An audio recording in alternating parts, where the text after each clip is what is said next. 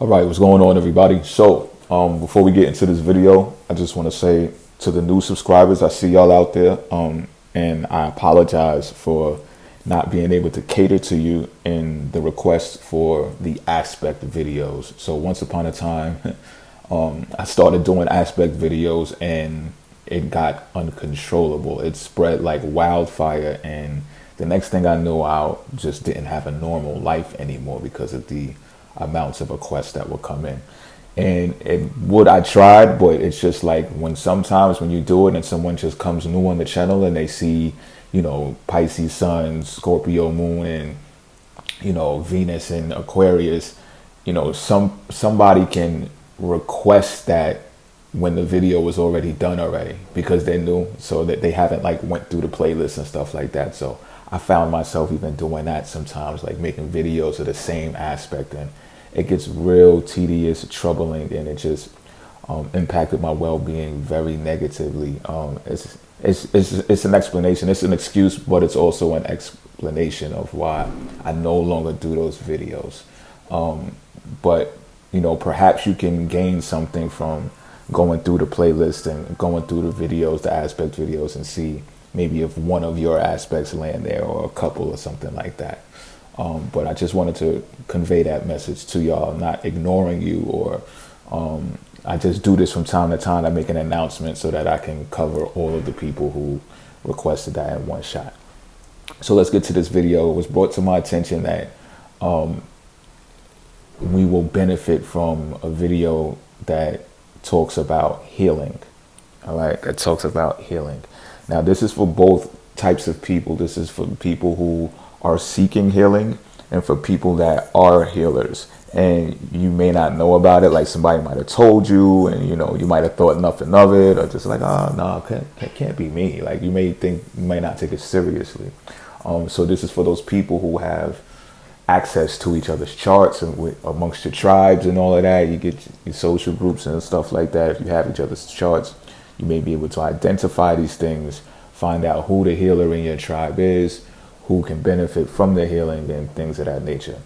So I'm gonna give you two descriptions. First description is based upon what I've studied to know, okay, well, if this is a fact, well, it's research, so I believe it's a fact, but I also want to apply it myself. So I'll give you what I've studied and researched first, and then I'll give you what I've applied myself. So in research, what I studied is when you have planets conjunct the North Node, you're a healer. More particularly, Mars conjunct the North Node, you're a healer. Now what happens here is a lot of energy, and I mean a lot of energy, flows through the dragon head, which is the North Node, which enables the individual to access more power than the average person does. So with this, of course, you can guess one can be constructive or destructive, but because of the promoting progress of individuality that's associated with the North Node, these individuals are capable of channeling that energy and passing it along. This can come through the power of touch, taste, all of the five senses, sixth sense included. All right, but I mean, it's really simplified when you think about it. Mars is an energy planet, it's an energy conduit, and well, the North Node is really a conduit, right? It's a structure, it's a portal, it's a port for the incoming, the flow of energy and information. So when you add those two together in a correlation, you get that type of impact of like, think Dragon Ball Z, for example. These guys, they channel energy from the sun and the sky and stuff like that. They charge up, and then, like I said, you could be constructive or destructive when you think about it, right? But this is a definite port and example of how individuals become healers through Mars conjunct the North Node. Also, if there are planets in these houses, the 8th house or the 6th house, you are a healer. Well, a potential healer anyway, should you hone your craft.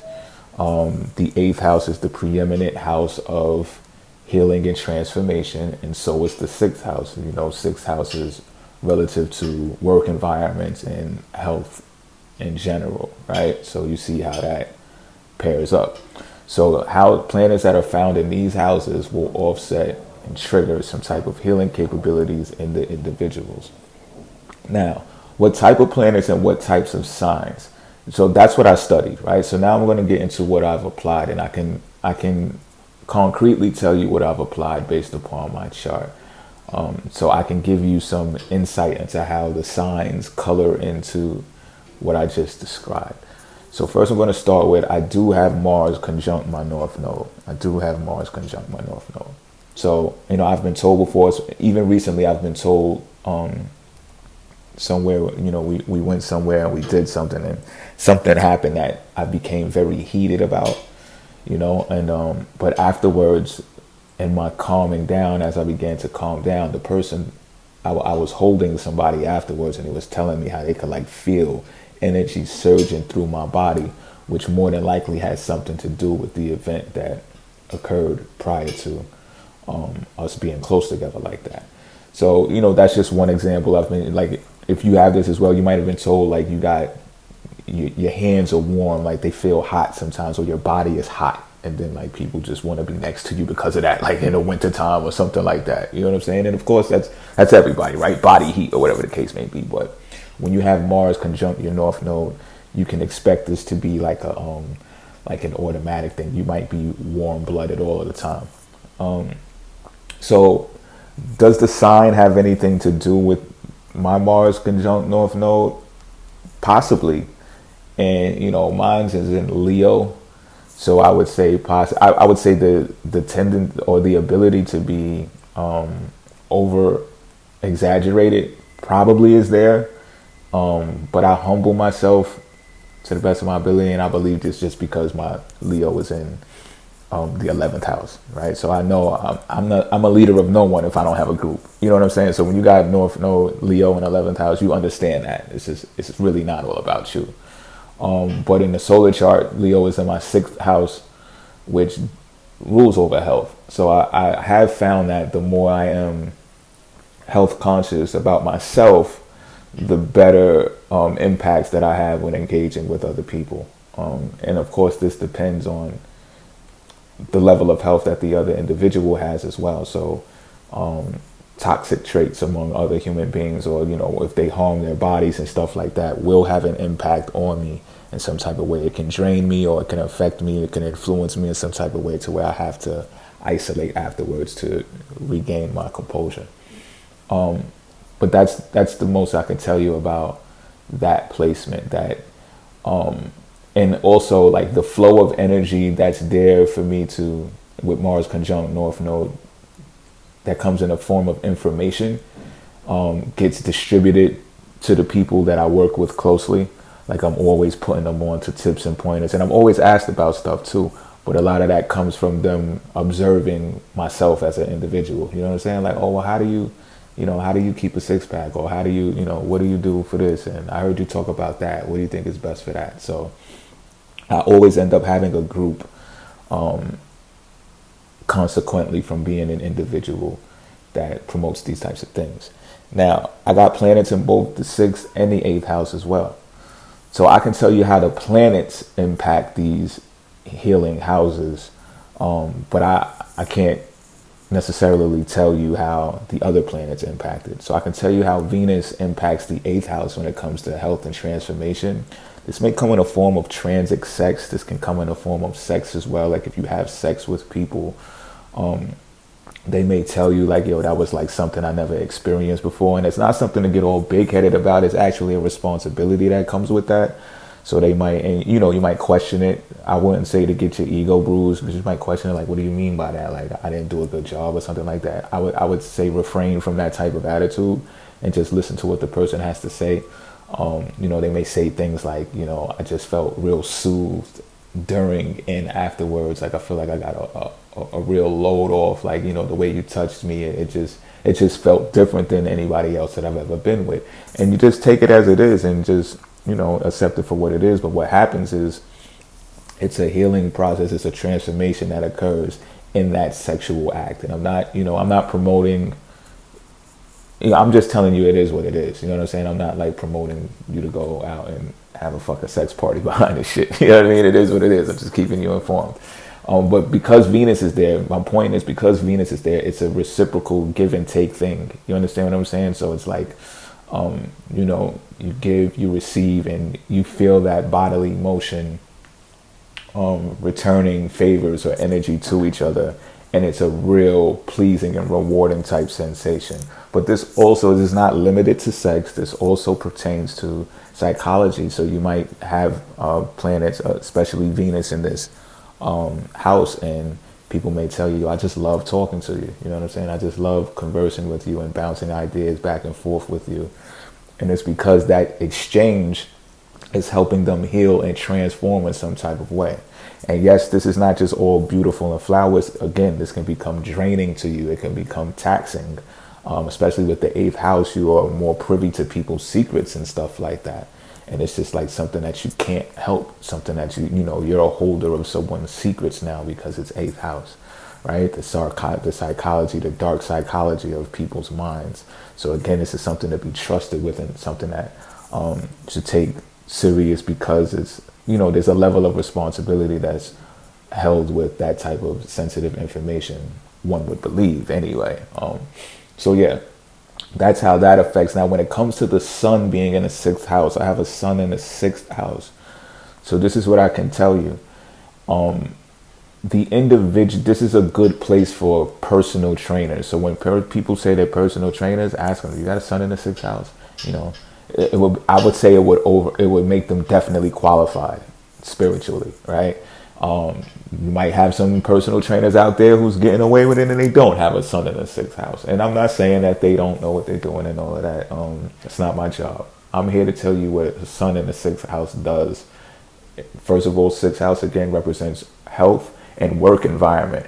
So what these individuals are capable of doing is first being an example of how an individual promotes self-help, promotes self-enhancement, you know, just bettering the self-efficacy, self-esteem, and going inward within oneself to find out, you know, faults and benefits as well of what makes them tick, what makes them perform more optimally. But as an individual, this is definitely going to be as an individual.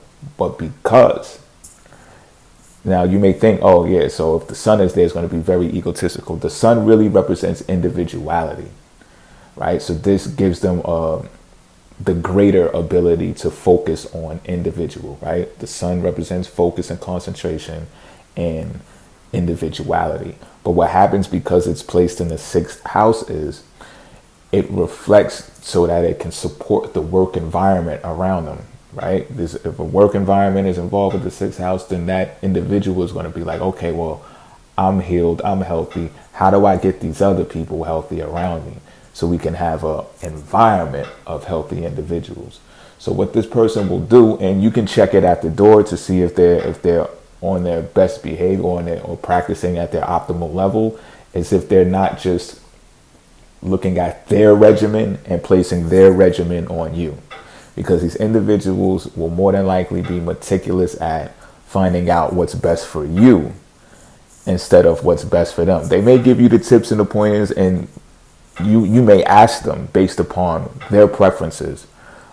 But a person who's well versed in sun in the 6th house, they're going to tell you, hey, look, this is what I do and this is what I do, out of respect for you questioning them. But they'll say, listen, but this doesn't mean that it necessarily work for you. I think we should work as something that's more tailored and geared towards you.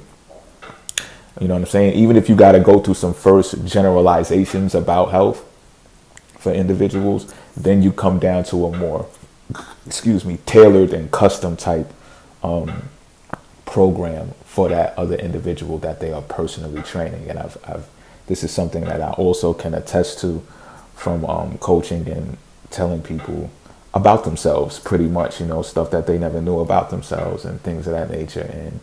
And I also can attest to conversations becoming more clear, concise, and healthy, and so does repetitious behavior as far as eating habits, exercise regimens, and things of that nature. All right, hope this helps everyone out there that's listening. I'm out of here.